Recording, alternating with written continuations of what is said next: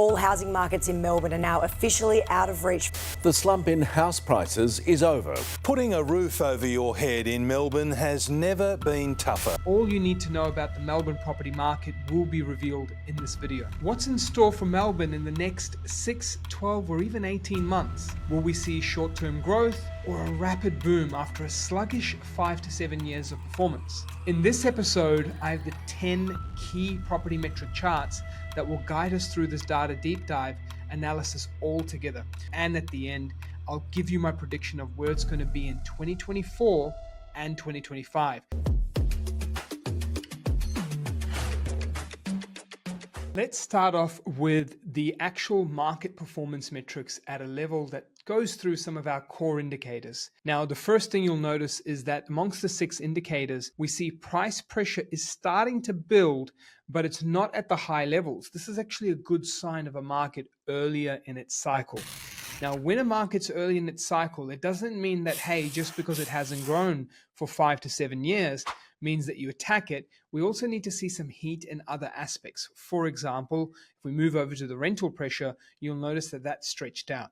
Now, this isn't just common in Melbourne. This is something that's across the nation.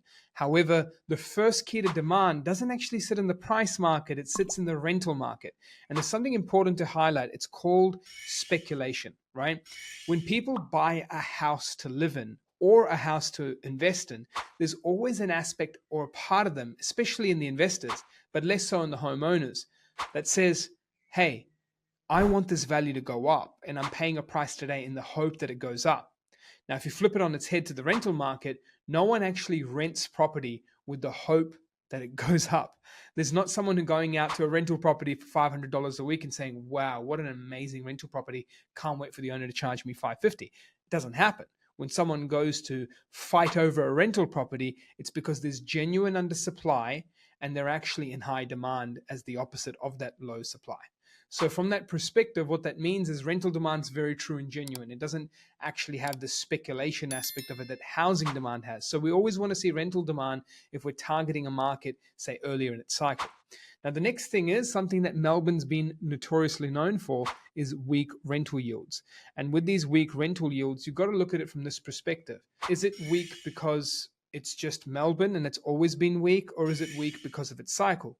Well, the truth is Melbourne and Sydney have always had fairly weak rental yields in the grand scheme of things when you compare it to other markets. But when you see rental pressure this high, guess what's going to start improving?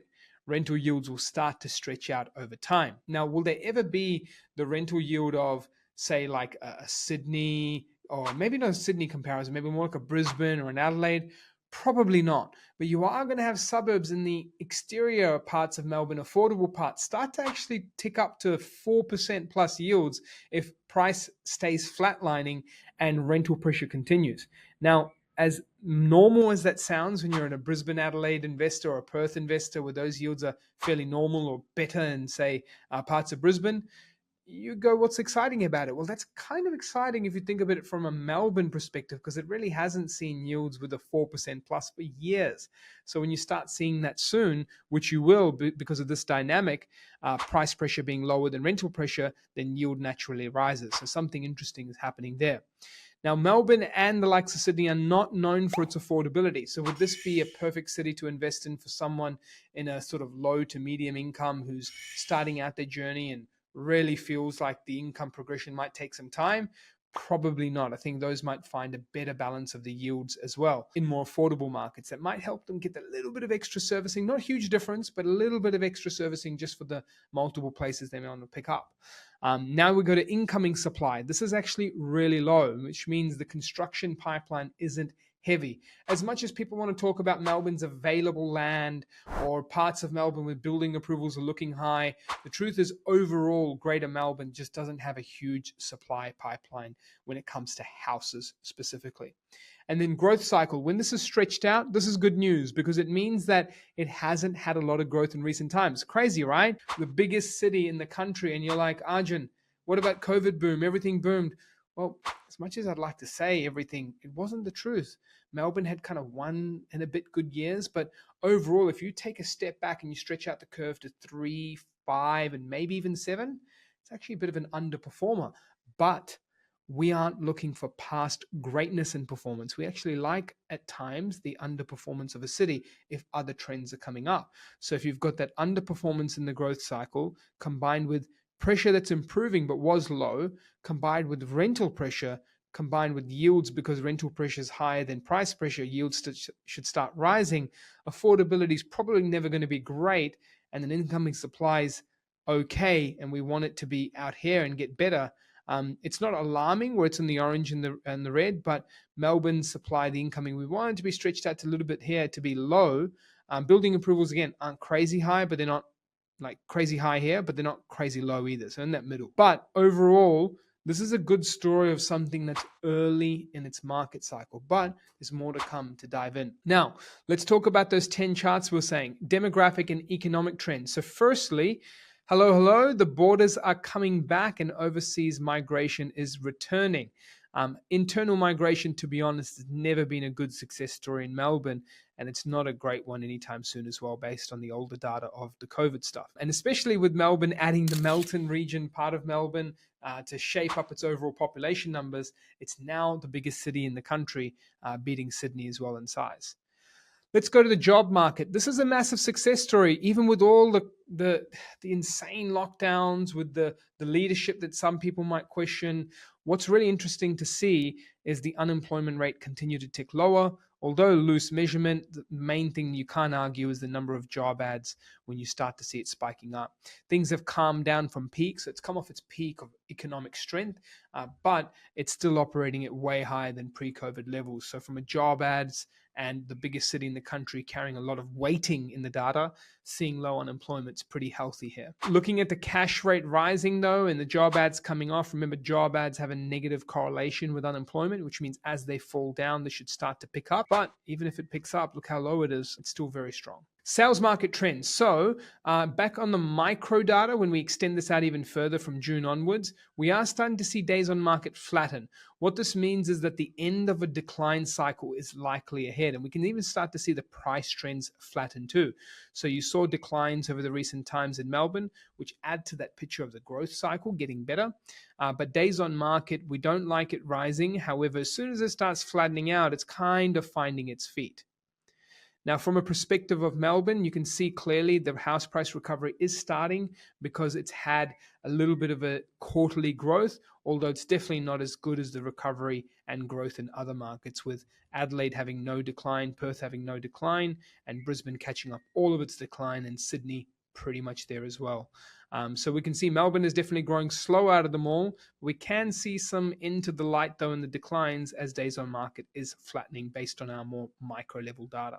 Let's go over to some of demand and supply indicators. And really what we're doing is housing inventory. So what's happening is demand is actually stabilizing with sales volume finding their feet. So monthly sales volumes were falling. So this is the number of transactions, and not good when they're falling. Hence why prices were declining as well, but sales volume are stabilizing. And when we look at our back end data, which is a bit more micro down to the closer months, sales volume stabilizing means they're finding their feet and enough transactions are happening to balance things out. But listings continue to fall. So this whole thing you heard about interest rates, everyone needing to sell, having to sell, there is not this huge pace of listings coming up to the market. And so this number of listings coming down combined with sales volumes flattening means inventory is declining, which is a good thing. And Melbourne's inventory declining is creating more pressure. And that pressure will then end up flattening the decline trend, and it started the quarterly growth trend. So you can start to see the recovery starting to emerge. Now, the similar thing is happening in Sydney since early 2023. So when everyone's saying like, oh, they're just recovering now, no, we had actually said that these markets would recover early 2023. And hey, you can actually check it out in my Sydney video, which I made, which was the first video of our market city pressure analysis. And back in November of 2022/December 2022, I was the first analyst in Australia to point out to the mainstream media, news.com.au and the likes of that, to say, hey guys, Sydney will recover at the start of 2023, irrespective of interest rates, irrespective of the cycle of interest rates ending. We will see Sydney recover at the start of 2023. And guess what? It did do that. Melbourne, much the same. And these are some of the trends emerging because I said in that, I gave the 6 reasons why decline in inventory was one of those expected. So you can see here, long-term supply, Melbourne's here in terms of supply. It's not a super low pipeline of new builds, but it's not high either. We call this balance. But guess where the trend's going? The trend is coming back down. And if we emerge to the sort of 13, 14 times, we did remember and saw that price growth was pretty healthy there. And we're seeing building approvals come back down. We're seeing listings come back down and sales volume stabilize. So something interesting starting to happen here. Now, when we go to the long-term price growth, this is the thing that makes up the market cycle. What we can see is that over the first sort of 5 years, Melbourne really crushed it in those first 5 years. Over a 10-year period, it did well. Why? Because the first 5 years of the last decade were the big performers. But if we have a look at the Melbourne's last 5 years, the rest of the capital cities really took a hit in terms of performance, growing about 33%, whereas the Melbourne was 18%. So this is that cycle starting to emerge if all the other trends start to come together, which is starting to take place. And so from a 10-year basis, you could look at this in one of two ways. Either Melbourne cooled down, so the 10 years have kind of normalized, and look, it's still done better than most capital cities over 10 years, but this last 5 years is definitely its weaker side. So if you're a smart investor, you would have done your investing here, you would have taken out some equity, put it elsewhere, or maybe even returned to Melbourne with the later parts of more recent times. Rental market trends, it's no surprises here. Vacancy rates are super low, have been trending lower, have picked up a little bit in recent times, but we expect it to stay fairly low, especially with the huge overseas migration continuing to come in, except that that will slow down eventually soon as well, once the backlog is kind of cleared. But hey, you can expect rents to keep rising in our opinion, especially with a shortage of rental properties in Melbourne. This is clearly signs that with the rental market rising faster than the price market and rents now improving, take a look at these yields. I told you they're not crash hot because this is the whole of Melbourne, but parts of Melbourne are starting to get close to 4% yields, which is actually really good on a Melbourne basis. Not so good on a national basis, but great on a Melbourne basis. And you can start to see that those parts of Melbourne will end up being close to the capital city averages. But the main thing that we're loving here is from September last year, the yields are rising again because those rent prices are improving. When we look at long-term price trends, just when you think, hey, the rental market's growing like crazy, it can't keep on keeping on, unfortunate news, it actually can. And the reason why is we're seeing rents just return to some pretty normal levels. I know it sounds scary, I know it sounds bad, but this is just the truth. Rental growth was actually very sluggish, as you can see in the greater capital cities in Australia over the recent decade. And you can just see here from 2013 all the way to 2020, rental supply across most of the nation was high. So rental increases were always due to occur and always due to bring back things to a better longer term average. And to be honest, 33%, 31% is not that great over a 10-year average for rental prices, which means that there's still some juice in the tank left for rents to keep growing. I know it's not good news for many renters out there, but I'd expect rents to continue growing, and it's not actually unsustainable for them to rise more because renters had it really, really good between 2013 and 18. There was literally no increases, and it's really starting to come back now. So on a 10-year basis, it's not that scary. On a short-term basis, it is. I would expect rents to grow in Melbourne. So over the next 6 to 12 months, what are our thoughts? Well, firstly, we're seeing a clear recovery in internal and overseas migration, although internal migration is still not the best there, never has been, but overseas continues to pop back up. The local economy remains an active economy because of the low unemployment, the job ads that are high, but that's sort of cooling down, but still very strong. Higher clearance rates are definitely back in the mix in comparison to last year and the year before. And from that perspective, Melbourne prices are expected to pick back up again and start growing, especially as that inventory shift has started to occur. Melbourne could very well move into a phase of a stronger growth cycle, and perhaps not just now, or maybe not even the next year, but at least over the next sort of 3 to 5 years, not the next 0 to 3, I'm talking 3 to 5. If this listings trends continue, the building approvals come off, the growth cycle of Melbourne has 5 years of weakness that becomes 7, that becomes 9, that becomes 10. Rental yields improve, rent prices continue growing, people keep coming in and price affordability moves from, unaffordable in some areas to more affordable because of all these dynamics, it will look fairly affordable. It's really likely to have a strong growth cycle. As crazy as it sounds, as low yielding as it sounds, all of that's changing because you're having rents rise faster than prices. You're having building supply okay, but start to come down. You're having rents increase, which then will have also more people coming in, forcing that rent increase. And then you're just having listings come down with sales volumes have flattened. So all it takes is a bit of sales volume increase, and suddenly inventories shrunk immensely and prices start rising again.